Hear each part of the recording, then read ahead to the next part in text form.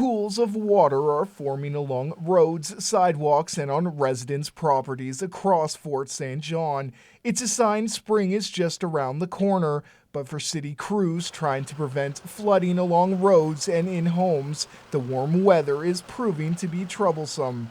Warming during the day, freezing at night is just a recipe for disaster. It's actually not the warm weather that's the problem. It's the cooling at night that is freezing up the city's drain pipes and sewer system.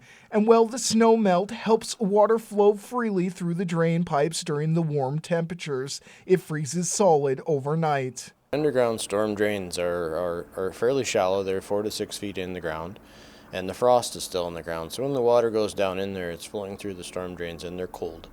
So still in the evening, it freezes up solid. So we have to get in there with hot water, high pressure hot water, and steam them out, get them flowing again. And once they flow, then they'll open up again. City workers use a long hose with an attachment that sprays hot steam into the underground storm drains, and this eventually declogs the drain pipes, allowing snow melt to flow freely. Luckily, we haven't had a lot of damage that we're aware of at this time, but that being said, the landscape changes every day, and we're set to see an increase in warmer temperatures.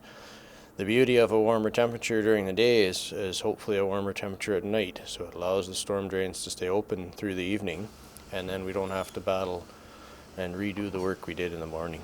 Crews prioritize areas of the city that could be directly impacted from the snowmelt, like homes that could be flooded or deep pools of water that could be hazardous for pedestrians and vehicles. Priorities change with the weather, so as we start during the morning, it's cold.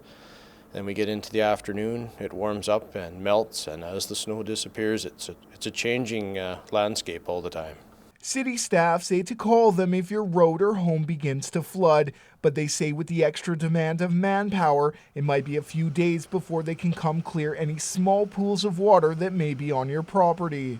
We've got an excellent crew here at the city that's been working really hard all weekend. Lots of overtime hours, and they give up time with their family to spend out on the street, cold boots and wet boots to try and keep this open and keep properties from flooding. Brendan Miller, CJDC-TV News, Fort St. John.